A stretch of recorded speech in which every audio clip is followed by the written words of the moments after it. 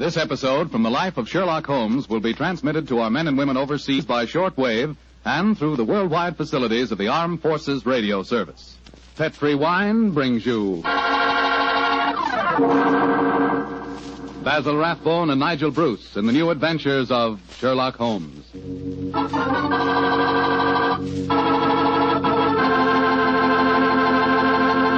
The Petri family, the family that took time to bring you good wine, invite you to listen to Dr. Watson tell about another exciting adventure he shared with his old friend, that master detective Sherlock Holmes. I suppose your dinner is well over by now, so now's the perfect time to get out a bottle of that swell Petri California port.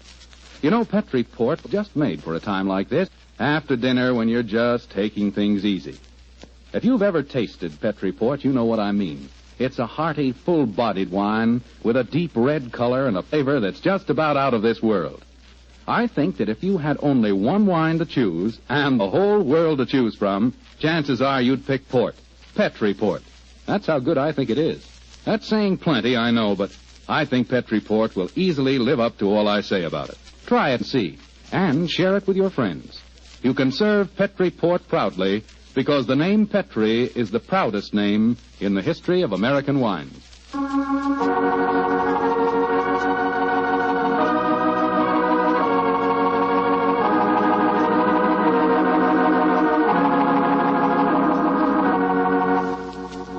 And now let's visit our old friend, Dr. Watson. I'm up here on the patio, Mr. Foreman.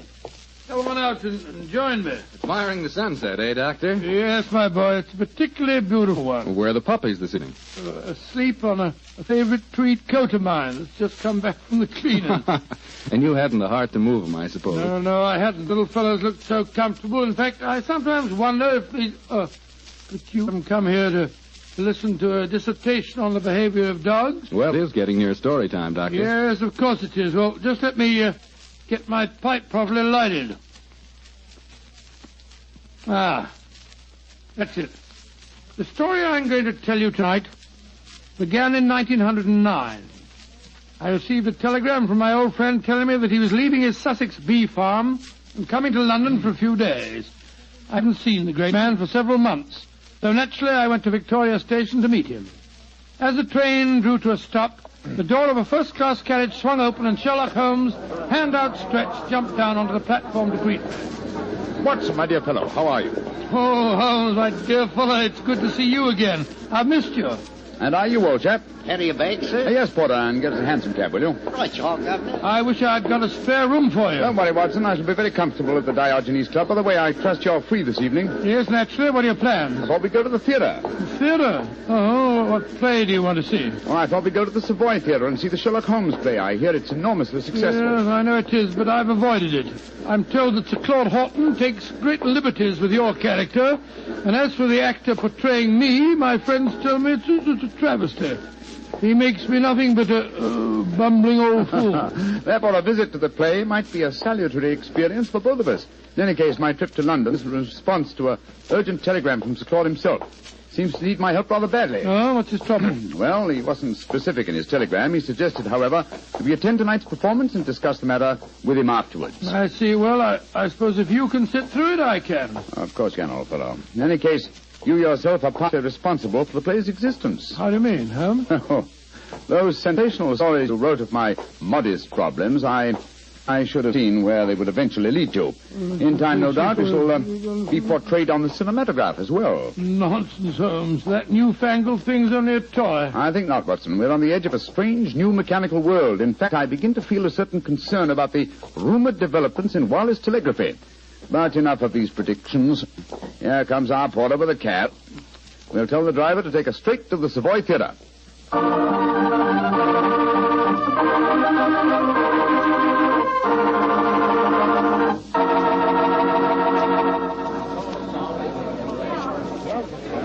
Just look at that line of people at the box office, Holmes. Very flattering, old chap. Possibly, but I hope it doesn't mean that we've got to wait our turn and...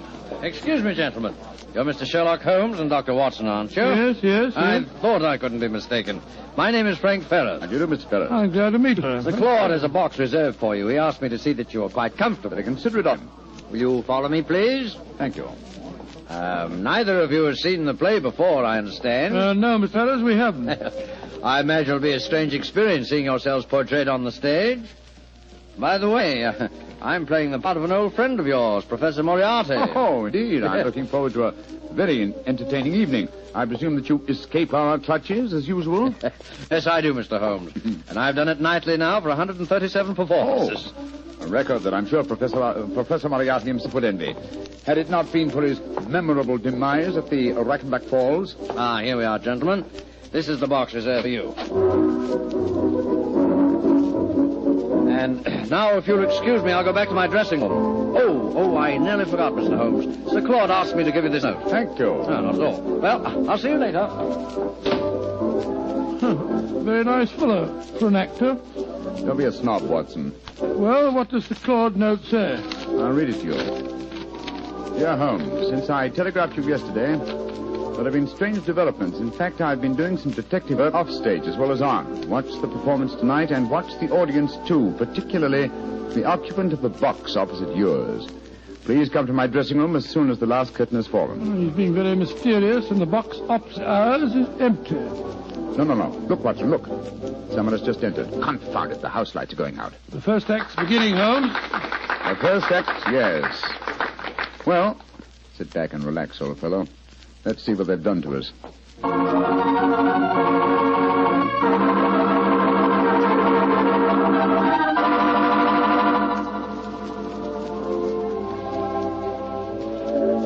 Well, what did you think of the first act, Holmes? Huh?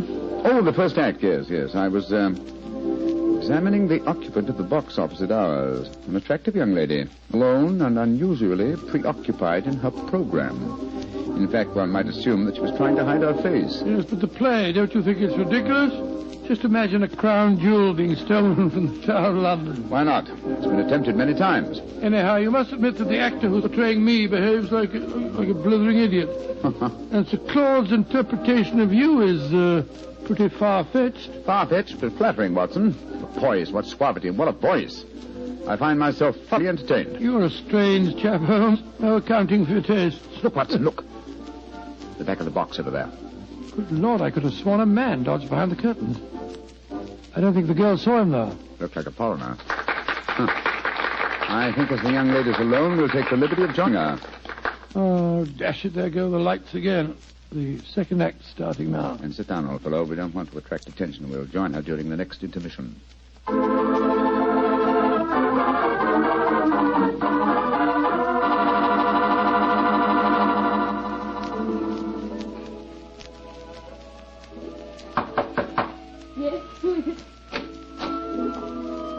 are you? What do you want with me? My name is Sherlock Holmes, and this is my colleague, Dr. Watson. How do you do, young lady? I hope you'll forgive this intrusion, but Sir Claude requested that I keep an eye on you during the play tonight. Please come in and sit down, won't you? Thank you.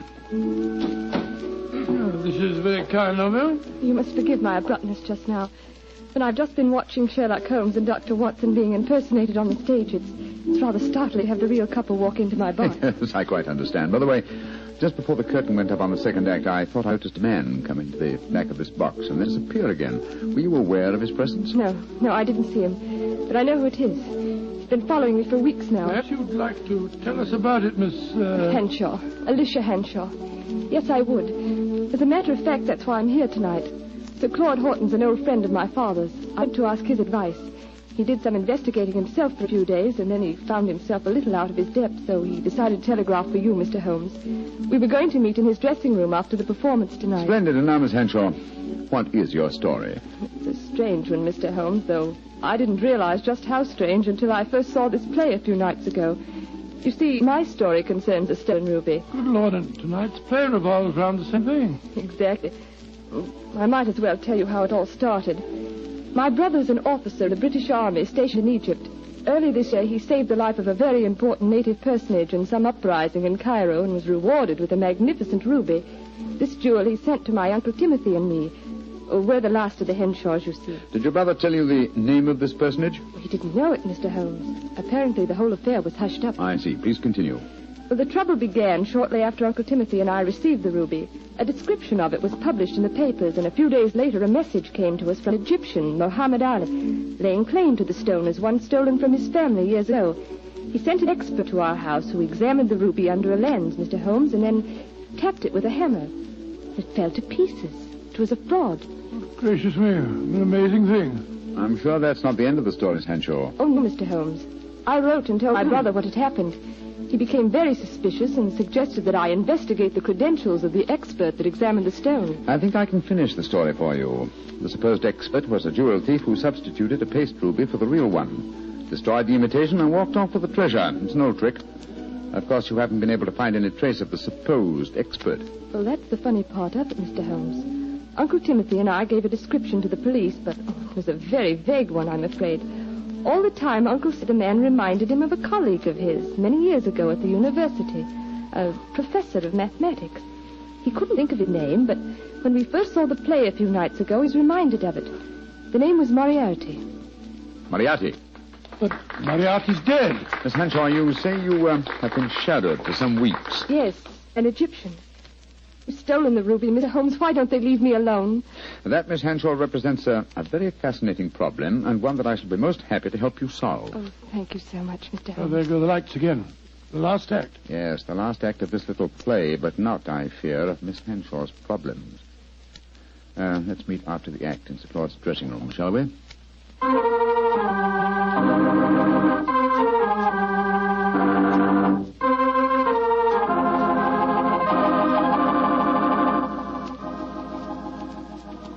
Well, Holmes, how did you enjoy the play? Very much, Sir Claude. May I introduce my old friend, Dr. Watson? How do you do, Mr. Claude? How are you, Doctor? I see you've already made the acquaintance of Miss Henshaw. She, no doubt, has told you her troubles, eh? Yes, Sir Claude. And Mr. Holmes has promised to help me. Splendid. Tell me, Watson, how did you like the play? It was very interesting, Sir Claude. Not quite accurate, of course. Well, you have to allow us a little dramatic license, you know. What did you think of Rodney, the man who was portraying you, Doctor? Well, since you mention it, I think the fellow needs to study diction. He mumbles so much I couldn't understand a word he said. Oh, come now, old fellow. I think there are times when you're a little hard to understand yourself. Oh, rubbish. Sir Claude, I hope you'll meet us at the Diogenes Club, and then we can go out and have some supper. Excellent idea. I'll join you there after I've taken off my makeup. Splendid. I think I should be going home now, Sir Claude. I gave my address to Mr. Holmes so he knows where to get in touch with me. Very well, Miss Henshaw, and don't worry. I shall give your problem my undivided attention. I'll take you to your cab, my dear. Oh, there's no need to, Sir Claude. Nonsense, I insist. Goodbye. I'll be back in a moment. Right, Miss Henshaw? Good night, good night. Strange business, Holmes. What do you make of it all? Very little as yet, but it's a fascinating problem. Sir Claude really seems to have identified himself with the character of Sherlock Holmes. He gave me the impression that he feels quite capable of solving the case by himself. Oh, hello. Claude hasn't left, has he? Oh, no, Mr. Ferris. He's coming back in a moment. Oh. How'd you like the play, gentlemen? Very much. Your own performance as Moriarty was most convincing. Yes, indeed, sir. Congratulations. A couple of times there, I had a strange feeling that you really were Moriarty. Well, that's very flattering, Doctor. Oh, hello. Well, it sounds as if there's some trouble at stage door. Hey, excuse me. Come on, Watson, let's follow him. Right. Hello, Sir Claude. He seems upset about something. Yes. What's happened, Sir Claude? Oh, there you are, Holmes. I'd just seen Miss Henshaw off in her cab when a foreign-looking fellow came out of a doorway and got into another cab. I heard him tell the driver to follow her. I tried to stop him, but he got away. Must be the same man that we saw in our box during the play. Sir Claude, we have her address. I think we'll drive there at once and see that she's arrived safely. We'll join you later at the Diogenes Club.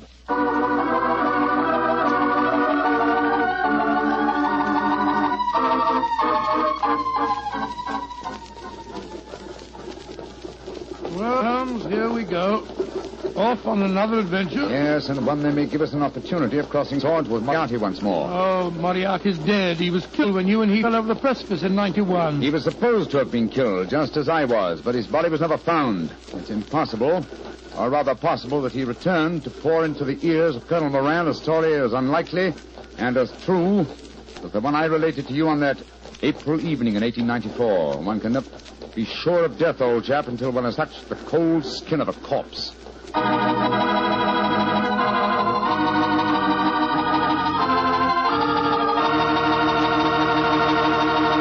Dr. Watson's story will continue in just a few seconds. Hardly time for me to tell you about a really great Petri wine. Petri California Muscatel. Did you ever walk through a vineyard early in the morning and pick a big, juicy muscat grape right off the vine? If you've ever done that, then you know what to expect when you taste Petri Muscatel.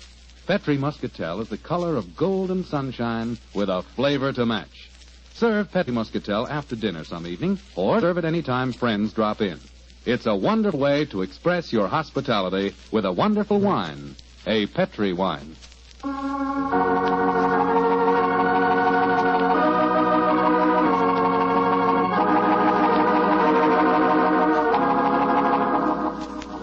And now back to tonight's new Sherlock Holmes adventure. The famous pair have become involved in a strange mystery concerning a stolen ruby, a frightened girl, and an Egyptian who appears to be shadowing her. As we rejoin our story, Sherlock Holmes and Dr. Watson are standing in a darkened alleyway adjoining the girl's house. Holmes, look. That Egyptian fellow. He's pacing up and down in front of the house. Yes, therefore we may assume she's safe inside. Seems to be giving up. He's coming this way. Flatten yourself against the wall.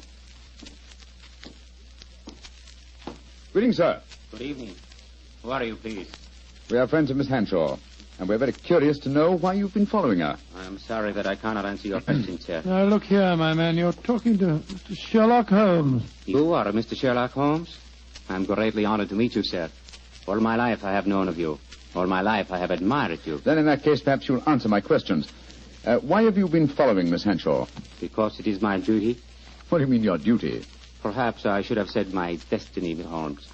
For 2 generations now, the family of Arabi, of which I am a humble member, have dedicated their lives to finding the stolen treasure of Ashuit. What on earth's all got to do with Miss Henshaw? The treasure of Ashuit is a giant ruby.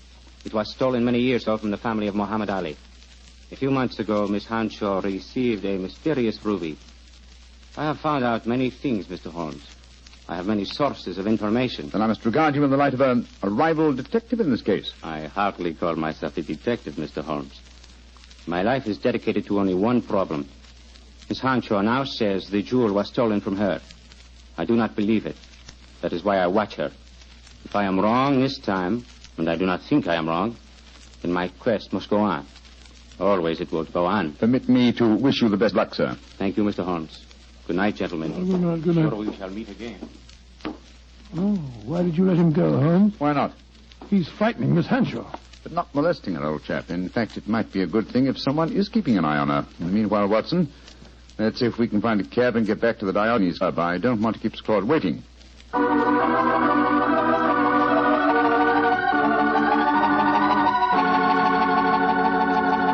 Flora, has Sir Claude Horton arrived yet? Yes, Mr. Holmes. He and another gentleman came in about 5 minutes ago. They went up to the library. The other gentleman has just left. I see. Thank you. This way, Watson.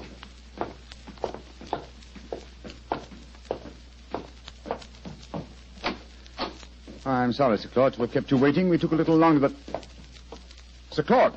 Great heavens, what's the matter with him? Holmes, I found the answer. Too late. It's...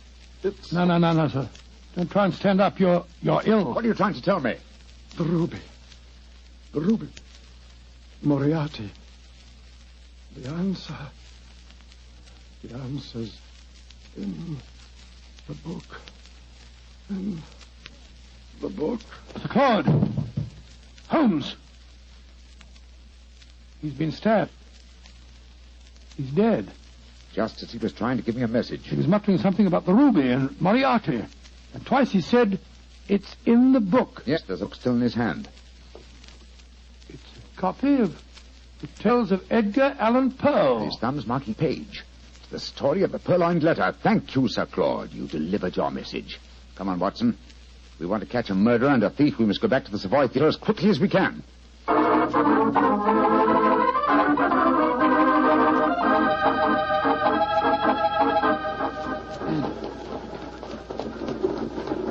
Why do you suppose Sir Claude was murdered? Because I was too curious.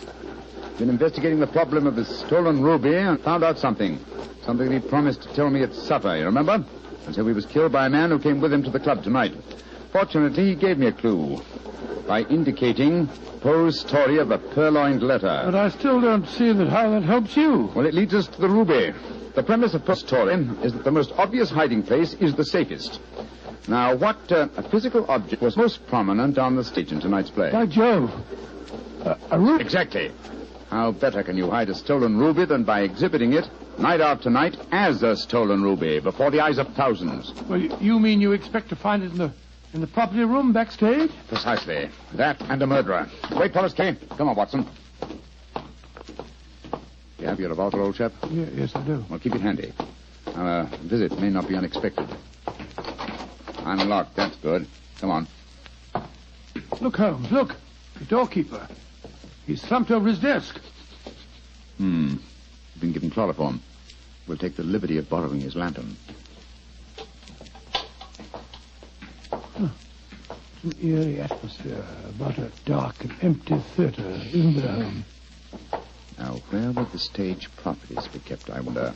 Hold the lantern a little higher, will you, old fellow? Yeah. That's it. Aha, look over there. A large cabinet. It's marked Property Department. And it's unlocked. Oh, this is frighteningly easy. Let's look out for a trap. Now, let's see. Look. There's a ruby lying on that tray. Hold it up under the lantern, Watson. Exactly. It's as I thought. This is no paste stage floppy. It's a genuine ruby. By the light of this lantern, it's very hard to... Down, Watson, quick! He nearly got us. Smashed our lantern. Yes, he's got an air rifle, a powerful one, too, confront. There's no flash to indicate where he's firing from. Of course, he's baited his trap so neatly that he knows exactly where we I'm are. going to take a shot at him. I can't see anything, but at least it'll let him know we're armed. Now, move your position quickly, Watson. Just missed me, Holmes. This is hopeless shooting in the dark. Yes. I've got to switch the stage lights on. Keep him occupied, old fellow, will you? While I try to find the light switches. I've got him. But he can still shoot, confound it. Yes, well, I found the light switch. Keep your eyes skinned, Watson. I'm turning it on. There he is, Holmes, up in that box. Getting away. After him, Watson. We can jump over the footlights into the box.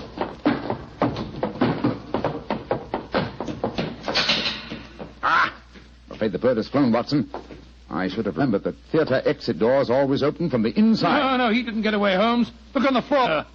It's that Egyptian fellow. I hope you haven't wounded him too badly, No, old I chap. don't care if I have. He was trying to kill us. No, it's only a shoulder wound. He's fainted, infernal scoundrel. No, he's a very gallant man. Undoubtedly, he was trying to save us as you shot him just now. Holmes, what on earth are you talking about?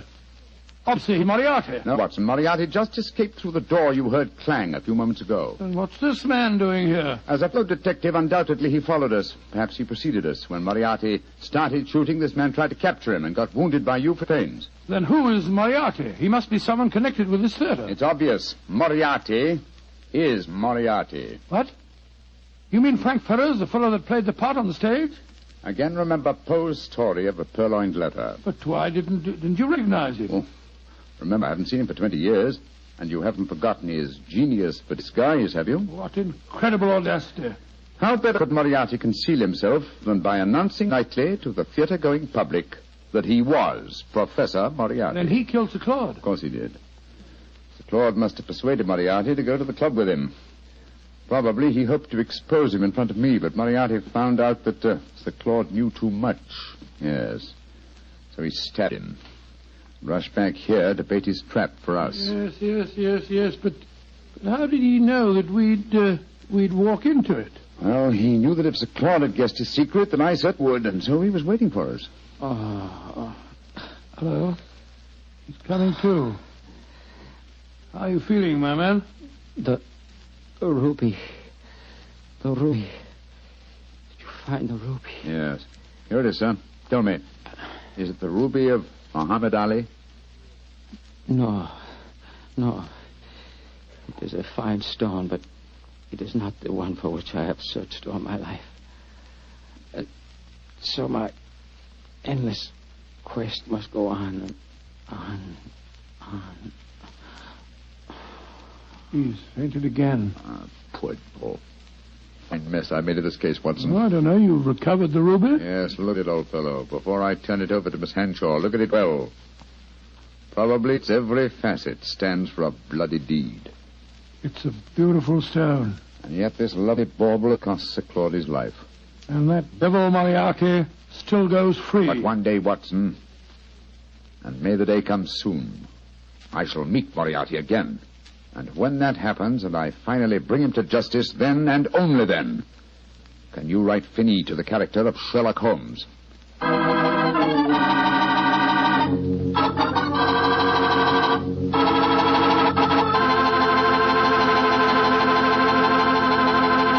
Well, Doctor, that was kind of an exciting story. Tell me, did the Egyptian recover from his bullet wound? Yes, indeed he did, and rather quickly, too, Mr. Foreman. I felt very badly about shooting him, but of course I couldn't help it. Of course not. But, you know, if I had to shoot someone accidentally, I wish it could have been the actor who portrayed me on the stage.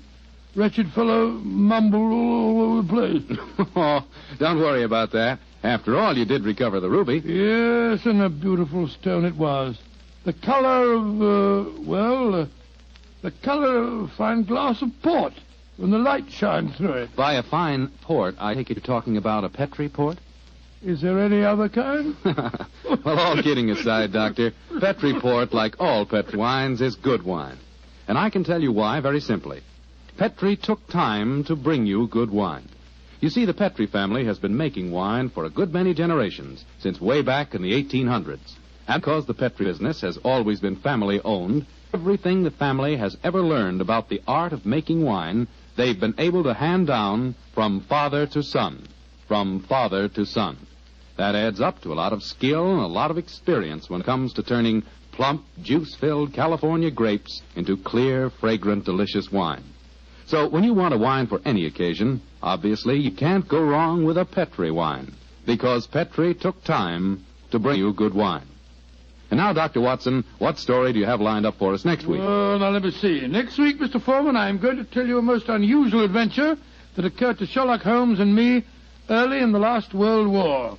It took place in Flanders and concerned a famous British general, an actress, and a German firing squad. Boy, that sounds like a real thriller. Well, see you here next week. No. Not here, Mr. Foreman, remember? Oh, of course. Next week, we're going to be at the Paramount Theater in Hollywood for the 7th War Loan Drive. That's quite right. Ladies and gentlemen, I can't invite you all to my home for one of our broadcasts, but we can get together next week at the Paramount Theater in Hollywood. You can get a free ticket for our broadcast by buying a war bond. And I sincerely hope that you'll do this, so that we can see you next week at this time.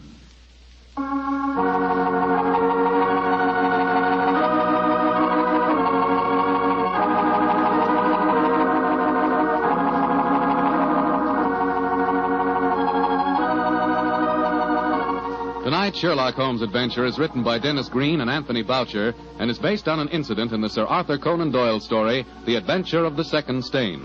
Mr. Rathbone appears through the courtesy of Metro-Goldwyn-Mayer and Mr. Bruce through the courtesy of Universal Pictures, where they are now starring in the Sherlock Holmes series.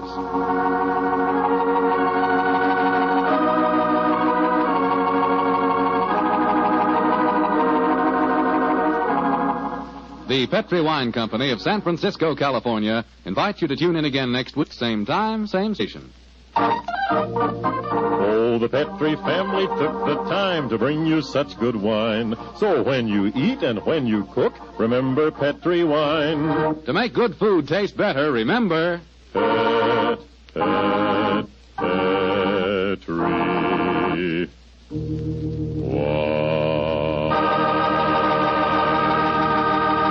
Bill Foreman saying goodnight for the Petri family. Sherlock Holmes comes to you from our Hollywood studios. This is the Mutual Broadcasting System.